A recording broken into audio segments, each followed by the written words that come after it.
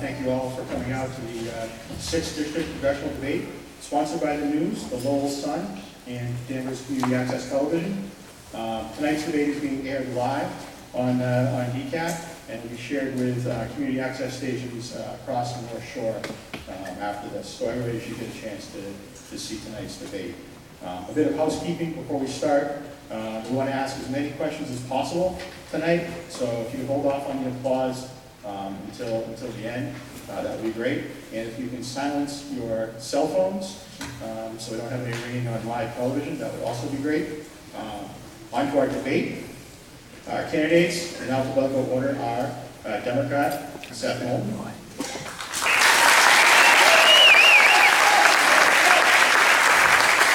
You guys follow the rules so well. Independent Christopher Stockwell. And Republican Richard Desai.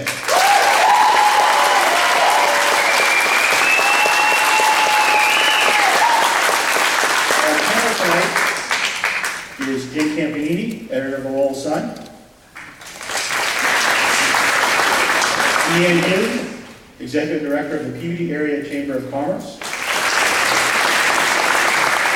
And Christian Wade, State House Bureau Chief for the Salem News. Here's how things are going to go tonight. The panelists will ask a question, and each candidate will have 2 minutes to answer. And then after every candidate gets 2 minutes, we'll have a 30-second rebuttal period. And then we'll move on to the next question. We're going to try and keep this to about an hour. I know we all have to get home and pump out our basements. No, really, I'm glad you all came out. We were wondering if we were able to put this on. But it says something about how much people care about elected government when they're coming out in weather like this. So thank you to the audience, too. We're going to get right to it. The first question is going to go to Richard Desai, and it'll be from Jim Campanini. Thank you. Gentlemen, workers throughout the 6th District and across Massachusetts are frustrated. They see themselves working more for the government and its expanding programs and less for themselves and their families. How are you going to reverse this burdensome trend? 2 minutes, Richard. And I should note, Muriel is our timekeeper down there, and she will hold up a sign when you have 30 seconds left. So, well, first, thanks to everybody who floated in here for tonight's debate. This was pretty bad weather today, but I think it's great to see so many people here. And I want to thank everybody for tuning in who's watching on TV. This obviously is an important election, one of the most important that we're going to have. And this is all about putting our country back on track. And your first question really speaks to that. The fact that our economy for the last 6 years has been stagnant. And the average middle-class family in this district is having a really difficult time between the high cost of gas, the high cost of insurance, the high cost of food. The only thing that isn't going up are people's wages here. And I think it's time to reverse what has been happening. The government's become too big, too dysfunctional, and too disconnected from the average person. We've passed a number of bad laws, bad regulations, and tax policy has also been bad. I spend a lot of time, I own a small business, I spend a lot of time talking to small business owners. I try to do 2 to 5 visits a week, small, medium, and large-sized businesses. I'll always ask the owners the same thing. Are you planning on hiring anyone? And they always say the same thing, not right now, because nobody knows what the next bad thing is going to happen. Whether it's a new regulation that's going to affect them, a new law, or bad tax policy. And if we can get small businesses in particular, 90% of all businesses have 5 or less employees. If we can get them to be confident and comfortable again, that's what it's going to take to get this economy moving again. And there are a number of ways that we can do that. I just saw the time thing go up, and I hope to be able to have the opportunity to go through some of those items as we move along. Seth. Sir, thank you very much for the question, and thank you all so much for coming out here today. This is a very important issue in the district, and I have a comprehensive economic plan to address it. The first thing is we've got to reform the corporate tax code to help small businesses. Because when you go and you talk to small business owners in the district, they don't understand why their effective tax rate is higher than the effective tax rate of many of the biggest corporations in America. It's fundamentally unfair. Congress says that it supports small business, but the reality is something different. So we've got to make sure we reform the corporate tax code, close the loopholes, so that we can actually lower the overall rates. That will help small businesses, especially small businesses in this district. We've also, second, got to improve educational opportunities for all. And there's a great opportunity to combine vocational education with corporate partnerships, because vocational education not only helps existing workers, job training, but it can help attract businesses to the district. So that's the second point. The third is we've got to build local infrastructure. We've been talking about extending the Blue Line to Lynn for years. I ran a high-speed rail project in Texas. I have experience working not just in the private sector, but between the public sector and the private sector to get large infrastructure projects done. That's the kind of leadership that I think we need. Now, I've also released a plan to start looking at what we can do specifically for the city of Lynn. It's a gateway city. It's the entrance to the 6th district. I think that we can attract some of the innovative businesses that are growing out of Cambridge and Boston to not skip over the 6th, but to come right up to Lynn to grow. It's a city with amazing potential. Of course, there are other places where we need help in the district as well. And I've been honored to earn the support of so many fishermen in Gloucester, because there we need to reform the regulations so that fishermen can go back to fishing. So there's a lot we can do for economic development in the district, both at the national level with things like reforming the corporate tax code, eliminating the medical device tax, but also at the local level in every city and town in the district. Thank you. Chris? Yes, thank you. I've been a businessman full-time for 30 years. I've worked in a variety of different industry sectors, from high-tech to engineering services. I worked 5 years right just down the road here in Cherry Hill Park for TUV, a global certification firm and engineering services firm. For the last 8 years, I've been Senior Vice President of Marketing for a civil engineering firm called GEI Consultants. And I've watched us as we've grown, take such great pride in our growth from about 275 people to about 700 people now, and from 17 offices to 35 offices around the country. So I know something about jobs, job creation. I've worked in small businesses. I've had startups. They've been funded, they've been unfunded. I've net payroll, I have net payroll. I know what all that's about. I've been in mid-sized firms, I've been in large firms. The common across that, the thread common across that is that I've done strategic planning and planning for business growth and business development. So if you're looking for someone who wants to focus on jobs and job creation in the 6th District of Massachusetts, you should be taking a very strong look at my credentials. I also would start what I call the 6th District Economic Transformation Council, the 6DETC, which will take a look at all of the wonderful strategic plans and economic development plans that have been made in many of our municipalities and sort of create an umbrella business development plan. So above all of those, it takes our specific competitive advantages, our strengths, and I want to try to pitch this, package this district, this region, northeastern Massachusetts, and pitch it, promote it overseas. I want to try to bring back jobs that were outsourced years ago, where the return on investment for that outsourcing really no longer applies because of increased labor rates and wages and economic issues, political instability, those sorts of things. There's really great ways that we can bring jobs right back here to northeastern Massachusetts from overseas. And so I would like to spend a lot of time on doing that. I'm also a big supporter of the Simpson-Bowles Act. I think that we should have comprehensive tax reform. Thank you very much. Thank you. I have 30 seconds. Richard? Well, I'd just say the two biggest pieces of legislation that are impacting the economy right now are Obamacare. It's really holding back job growth. One of the first things I would do is try to restore the 40-hour work week, which I think is really important. Particularly people in retail are having a very hard time finding 40-hour week jobs. The second thing I would do is try to fix Dodd-Frank. Yeah, that was put in place for the banks that were too big to fail. But the bottom line is it's really hurt small businesses. 8,000 small businesses across the country are denied credit every day. Fixing that, if you talk to any local banker, they'll tell you they spend more time on compliance than they actually do being creative and giving out loans and helping small businesses. Thank you. Seth? Well, one place where small companies, small innovative companies in the district are spending way too much time on compliance is meeting the medical device tax. And this is one of the things that I think should be changed about the Affordable Care Act, because it places an unfair burden on some of the most innovative companies in the district. I visited a company that's making prosthetic limbs for veterans and other people who have lost limbs. It's an innovative business. It's doing great things. It's growing jobs and helping with medical care right here in the 6th District. So we've got to support businesses like that. Great, thank you.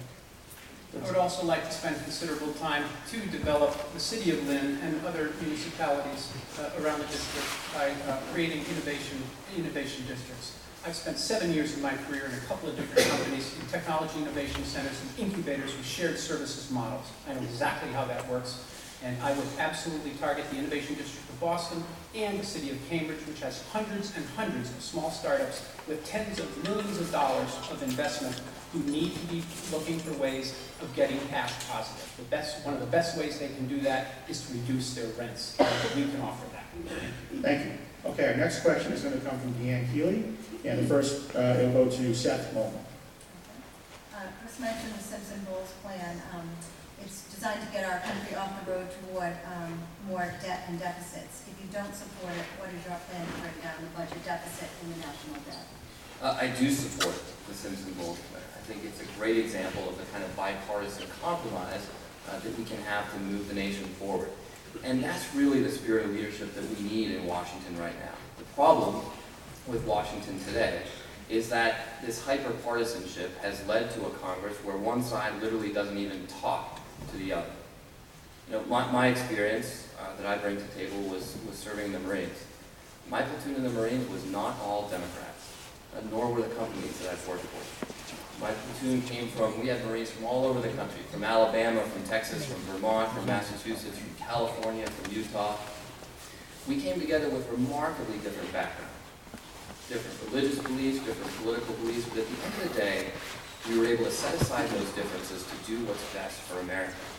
And fundamentally, I think that's what Americans expect of Congress as well. There are 435 different representatives in the House of Representatives. Each has a different constituency around the country. But you ought to be able to go to Washington and find enough common ground to do what's best for the country. There are a lot of places where most Americans seem to see a reasonable compromise. And corporate tax reform is a great example. A lot of Democrats want to close loopholes. That's a smart idea. Most Americans agree with that. A lot of Republicans want to lower the corporate tax rate. Well, that's also a good idea because it will help small businesses and it will help American businesses across the country compete overseas.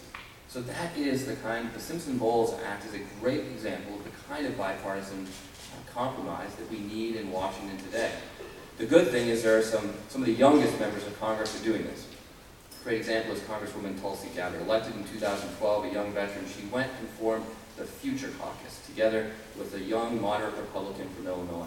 Together, they are advancing legislation, and I would be excited to join groups like that in Washington to break through the partisan divide and get things done for the American people.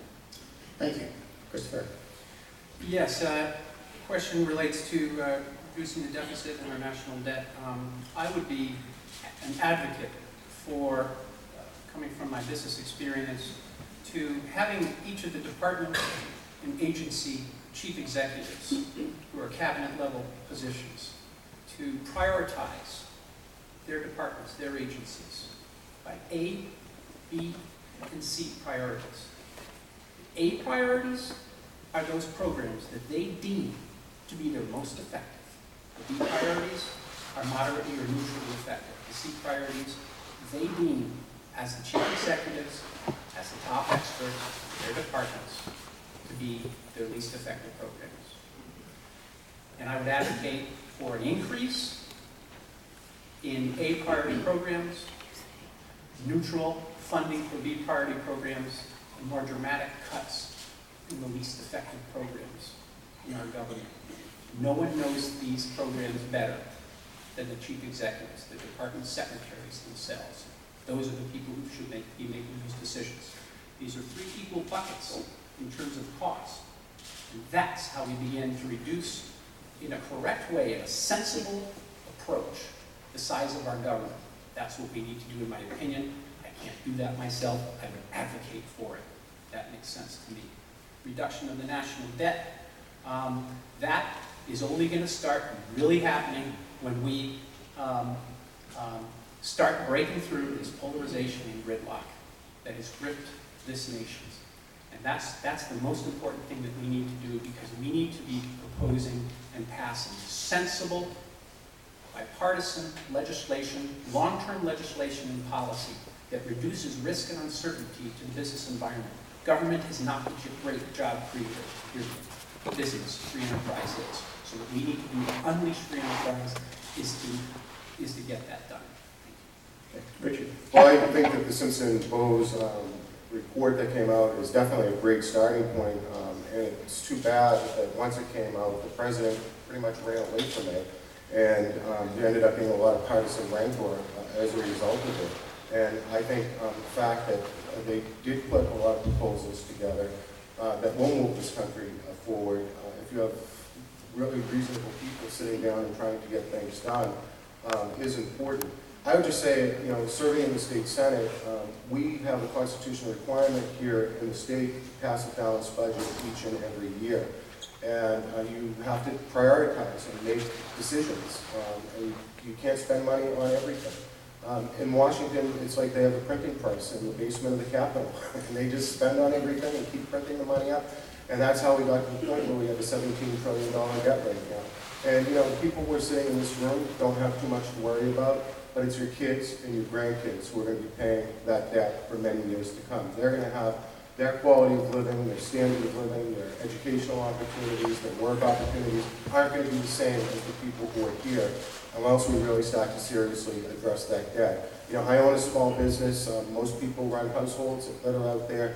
How long would you last if you're running a household or running a business and you're borrowing 20 or 30 cents on the dollar just for your operating costs? That's what's happening in the federal government. We have a credit card that's $17 trillion, soon to be $18 trillion. We just keep putting more and more and more on it.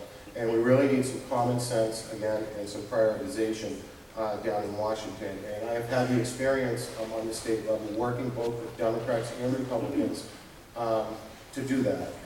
And the values that I've had, why I've done that, I've protected the disabled, I've protected seniors, I've tried to do the things with the understanding of what government truly is there for, and that's government is there to help people who can't help themselves. Great. Thank you. 30 seconds, Seth? Sure. Well, I would just add that, you know, as we think about where we need to cut the national debt, it's also very important that we preserve some things that are important to us. And one thing that I will always fight to do is look out for our veterans and our seniors. There are a lot of people who are at or approaching retirement age and are counting on Social Security and Medicare to be for them. And then we need to make sure that Social Security and Medicare are not just there for those who are retiring today, but for those who are going to retire 20, 30 years down the road. And likewise, we need to look out for veterans' benefits as well, and ensure that veterans come home and get the benefits they deserve. Okay. Thank you. Christopher? I'd like to add on something Richard said. We are spectacularly failing the millennial generation. For year 2015, we'll have a $3.7 trillion of expenses for the government and around $3 trillion in revenue. And that's a $700 billion gap, and that gets tossed right onto the debt. As we continue to print money, we can't do that. That's not the right thing to do. So we need to start tackling things, important issues. We need politicians with political courage. We need to deal with entitlement reform as one. Okay. Thank you. 30 seconds for you, Richard. Well, again, I would say, you know, it's funny, the General Accounting Office did a study. They took a quarter of the federal budget and actually looked into it. And the amount of duplication that they found hundreds of billions of dollars of waste, duplication. They found 342 overlapping programs, 230 of them within the Department of Education. There were 56 different programs that the federal government had to teach financial literacy. Now, with $17 trillion in debt, I don't think that the federal government should be teaching anybody about financial literacy. But that's pretty much common for the government. Thank you. Our next question comes from Christopher Wade, and it goes to Mr. Stockwell. There has been a lot of discussion about America's involvement in the world, whether it's responding to the Ebola crisis in West Africa or post-war Iraq, insurgents. A lot of talk that the president has sort of abandoned the nation's role in this issue. So, in your view, what do you think? Should America play a greater or lesser role in the world and in what? Well, I think we need to play a great role. And I know that that's not a commonly held belief in this room and across the nation, but we are the greatest nation on this planet, and we have a certain responsibility, in my opinion, that we need to keep to people who wish to be free across the world, who want to have opportunity, who want to have lives that are meaningful, who do not want to be repressed and oppressed. And so if we believe certain things should be in the way in our country, I think that applies outside our country as well. I do believe in a strong role in the Middle East. I think with the ISIL threat that we've just seen north of our border yesterday. I served in the U.S. Embassy in Ottawa for just 3 months as an intern in college. It's one of the most peaceful, beautiful, the parliament places that you could ever imagine being. Kennedy lost some of its innocence yesterday. It's such a tragic thing, and it's something that we need to be very, very aware of that could happen here. We need to be very strong in the Middle East. I have a great fear for Israel, and I think that we should be working in every way to maintain the security of that partner. I would not be doing any of this without many Middle Eastern countries that have joined this effort. I do not believe in boots on the ground at this point. I do believe in strategic assets being placed there and fulfilling an important role. Great, thank you. Richard? Well, I think America has to be a beacon of hope, and it always has been for all the people, freedom-loving people throughout the world. And I think that most people are very concerned. To me, this seems, I can only imagine what it was like to live right before World War II and just be there watching the world fall apart. And I think a lot of Americans have that feeling right now, when day after day, that they're turning around and looking around at what's going on in the world and saying, oh my God. And I do think that the policy that we've had in place for the last 6 years of America leading from behind has caused a lot of problems that we face today. Because when you lead from behind, other people take the initiative. You have China getting very aggressive. You have Russia becoming very aggressive and stepping forward into the void that was left. And nowhere more than you see that is in the Middle East with ISIS. Now, Americans by nature are isolationists. They care about here. And in the 90s, we didn't pay any attention when Al-Qaeda came out and said, hey, we're coming for you. And they bombed the World Trade Center, then they bombed the USS Cole, then they bombed our embassies, and then finally 9/11 happened, and America woke up to what was going on. And I think we're in the same situation right now with ISIS. They're more of a threat than Al-Qaeda ever was when they started off. They control a landmass greater than the size of Great Britain. They have all types of resources. Look at the horror that's taking place, the beheadings and the genocide that's taking place right now. And, I look at that, and they're telling us they're coming for us. And what I want to do is I want to make sure that the president has all the tools that he has in his toolbox necessary to protect our country. And I don't care who the president is, whether they're Democratic or Republican. I want to make sure that America is protected and that we're as strong as possible and that we are a leader in the world. And that we reclaim our leadership role as the great hope for this earth. Great, thank you. Seth, 2 minutes. We have to have a balance with our foreign policy. We've been doing a lot of nation building overseas. It's time we do some nation building here at home. But at the same time, we need to be strong enough overseas to preserve our national security and protect Americans here at home. Now, ISIS is a great example. ISIS has killed Americans abroad. They've made clear their intention to kill Americans here at home.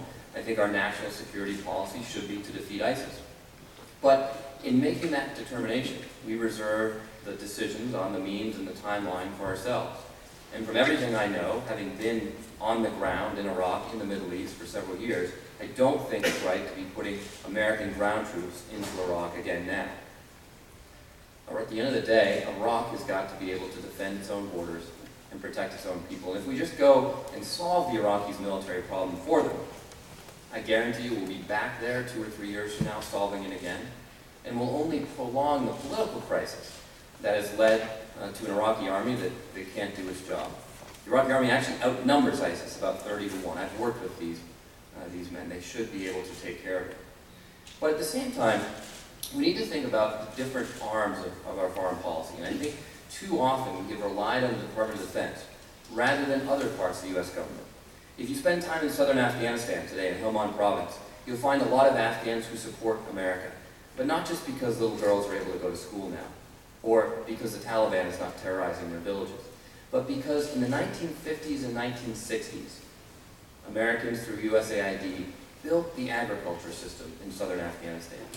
That goodwill still lasts to today, and I wish we spent more money and more effort doing those types of diplomacy overseas rather than just dropping bombs and sending troops. We have never had fewer veterans in Congress in our nation's history. We don't have a single combat veteran representing us from Massachusetts in either the House or the Senate. I don't think it should be a litmus test, you have to be a veteran to run for Congress, but I do think that facing the challenges abroad we do today, it would be valuable to have that perspective in Congress. Thank you. Mr. Sokolow. Yes, thank you. I will also, I don't have top secret military security clearance, so there's a lot that I don't know. I will rely on the expertise of active military personnel, experts, to advise me on these types of matters. That's the best approach to take. I didn't get a chance to react to the Ebola part of the question, and I think that that's very important right now. It's certainly a great cause of concern. And I certainly, oh, I can't. Sorry. The 30 seconds is tough, but it helps us get questions through. Yeah. Richard. Well, I do think that, I'll answer the Ebola question. I think that what we should be doing as a country is making sure that what is an epidemic right now in Western Africa doesn't turn into a pandemic. And so to the extent that the United States does what only we can do is help set up infrastructure in those West African countries, we should be doing that. But we should also institute a travel ban here in the United States. And I think what we just saw occur here in the United States really speaks to the fact that that would be a very wise move for us to do. 12 countries around the West African area have done it already, and I just think to protect Americans, it's common sense that we do that. Thank you. Seth. Sure. Well, Ebola seems to be the topic of the day, so I will address that. I think we need a two-pronged approach. We've got to make sure that we do everything we can to prevent the disease from further spreading to the United States. And I agree with the President's recent move to designate certain hospitals and certain destinations for any flights coming. I think that we need to temporarily halt flights if we cannot ensure that people are adequately screened getting off the planes. The good thing is we have the best doctors and disease experts in the world here in America, and they should be making those decisions. But the second prong is we've got to address the problem at the source, because we don't live in a world where simply isolating ourselves from a problem can solve it. Great. Thank you. Okay, our next round of questions, we start with Jim Campini again. This question is basically for Mr. Tesei and Mr. Moulton, but I would like to hear Mr. Stockwell's views on it. Thank you. Gentlemen, what purpose have the super PAC ads served in this race except to spread negativity, misconceptions, and uninformed knowledge about both candidates? And why haven't either one of you disavowed them? I hate the fact that there are super PACs out there. It's like the Wild West that we live in right now. I worked on campaign finance reform when I was in the legislature. It served the state pretty well for a while. But we're at the point right now where I think things are out of control, and that we do have to put some limitations on it. I would just say that forget the super PAC part of it right now. I just want to address a commercial that's on TV right now that Seth has put up, basically saying that I voted against veterans benefits. And really, when he's sharing that commercial with the Democratic Congressional Committee, nothing could be further from the truth. Tom Kelly, who's probably the most respected veteran in Massachusetts, He was the Medal of Honor recipient. He was the Veterans Secretary for 4 governors, including Governor Patrick, at the time that this vote came up, put out a statement saying that the advertisement was woefully incorrect. And that's a very polite way of saying not telling the truth. John Keller was on TV tonight and called it a tendon-popping stretch, which I had never heard before. And the fact of the matter is that throughout the course of my tenure, I have been one of the strongest advocates for veterans in the state Senate.